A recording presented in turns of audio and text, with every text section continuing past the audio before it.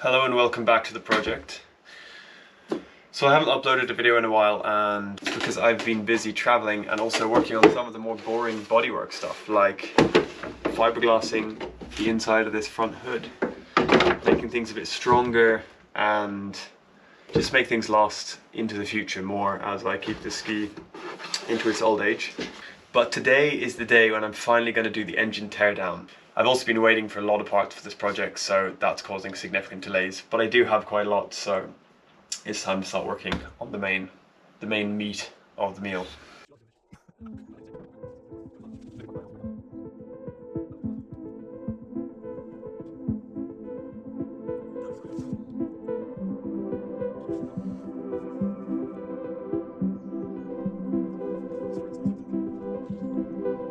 Just getting the faces you're making. It's actually so hard to pull. Round two, dippity dappity.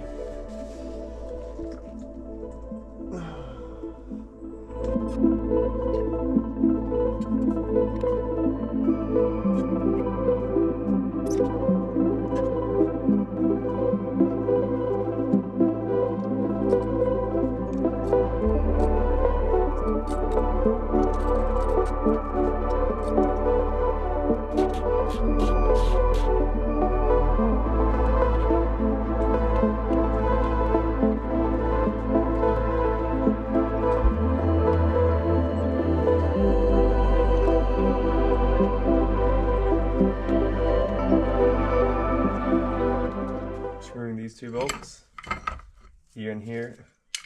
Take this arm off. As you can see, there's a lot of salt on that one. Definitely needs a good clean. And just looking at the engine here, these bolts holding the head on here, this side, you can clearly see that is the tensioner for the timing chain.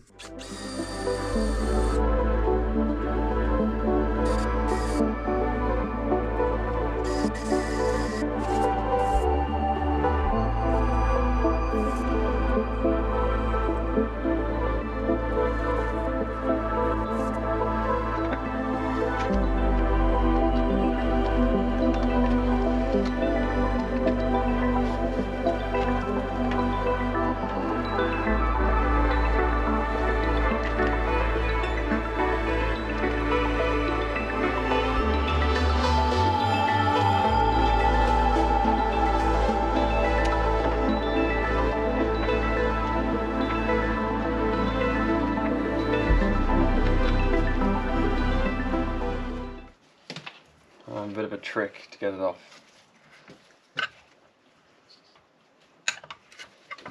Rubber cover here. There we go. That's the rubber cover off.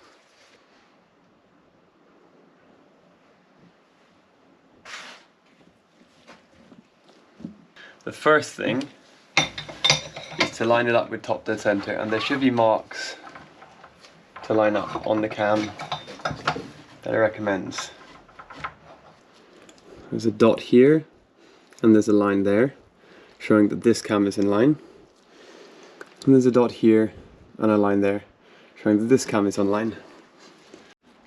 Developed a simple way to make sure that all the bolts go back in the same holes and the places are in the right layout for taking everything off and reassembling it. I've written the codes left and right, and the other two covers I and E.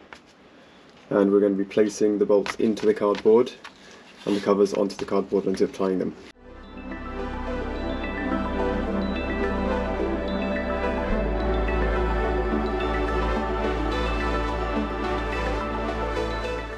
The next step is to remove the timing chain tensioner.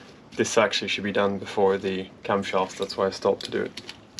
First thing is just remove the bolt and the tip.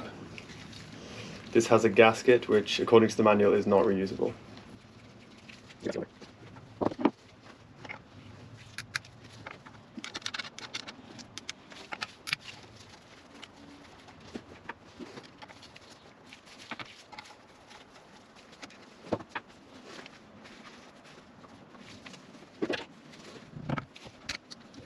There is the timing chain tensioner. It was a little stuck, not gonna lie. but it didn't need much at all.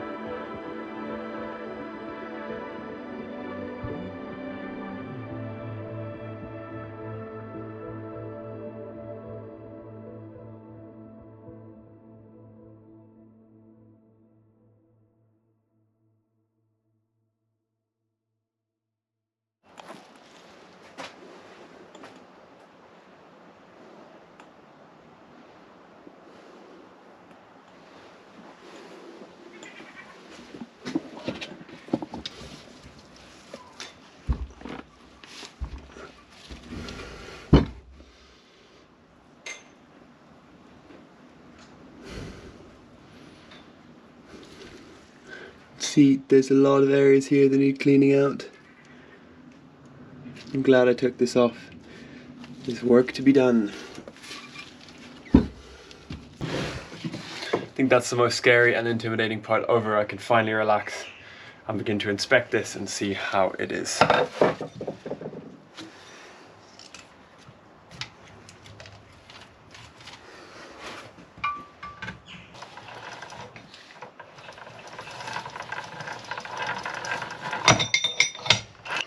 This is the moment where we see just how clean or dirty the waterways of this engine are.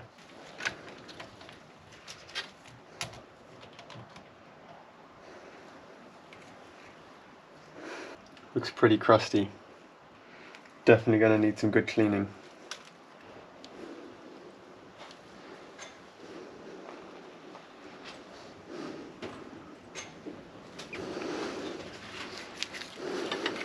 Looks like our pistons are in good condition.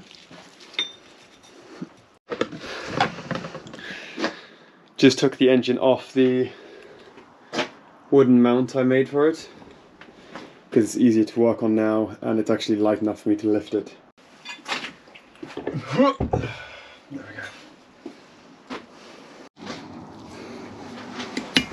Now I'm just removing the valve caps so I can turn this over without everything falling out.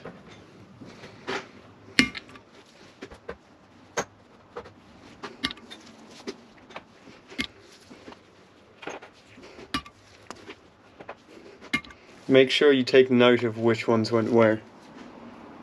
You have to go back in the same place.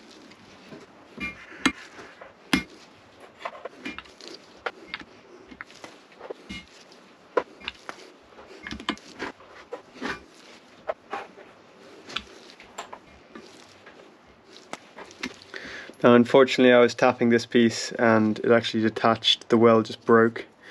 This pipe is very firmly stuck in. I've left penetrating oil there, but we'll see what happens. I don't know if I'll be able to remove it. But in the meantime though, we do need to have a look underneath.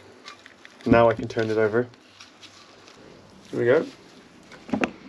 Now we can have a good look at the bottom and all the corrosion.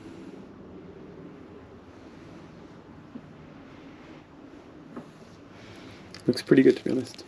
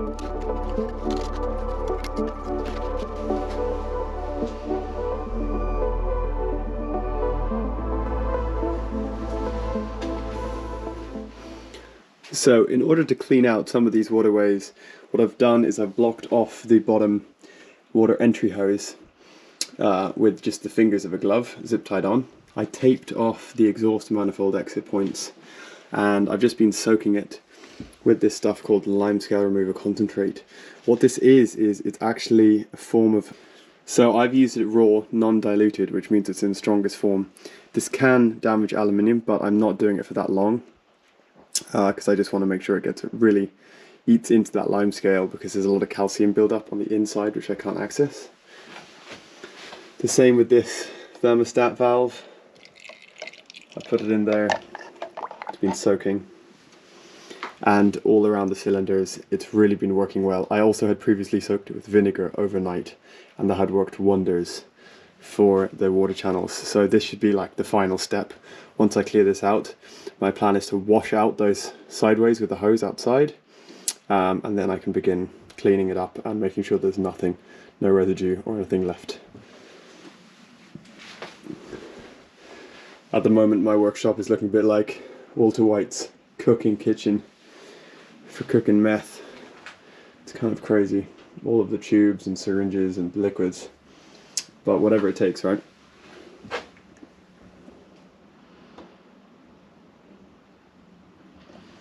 As you can see, it's foamed up in areas where it's really been cleaning out some of that crap, which is fantastic. That means it's working well. Same here.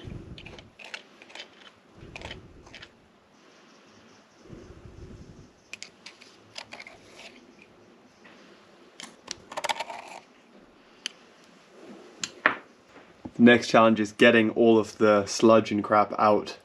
Once I've removed it, I'm going to remove the liquid with a syringe, but I may have to put the engine on its side and actually hose it to get the rest out, which won't be a problem because I will be taking this end off and also this end to replace those bolts, so that should be fine.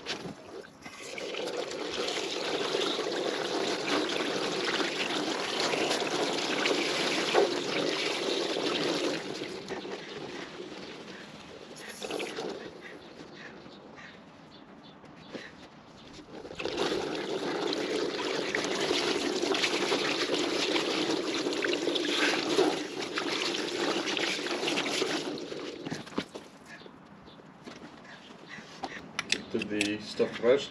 Yeah, it's nearly completely gone. It's like so clean inside there. To be honest, it's done. I'm just being fanatic now.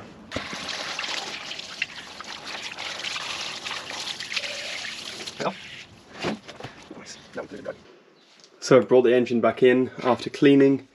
I took all the tape off, all the plugs, and the initial results are that it's super clean. I mean, look at that. It's a world of a difference in those chambers. So although some areas are a little corroded and eaten away, like this piece here, it will be okay, and the gasket should seal it. And they're just amazingly clean in comparison to what they were, which is fantastic. So I'm really happy about that. And I also cleaned this, just to give you some perspective.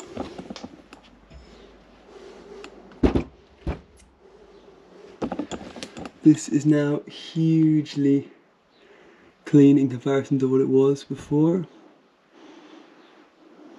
This is quite pitted, this one, but it's much better than what it was. Same goes for these exhaust outlets. They actually look really clean now. And the holes where the water flows look absolutely perfect. So I'm very excited to see how well this will run when we put it back together. Lots of work to be done still I have to get a dowel pin out on the underside of this, and I also have to remove this and replace it where that weld broke. But we're getting there. We are getting there.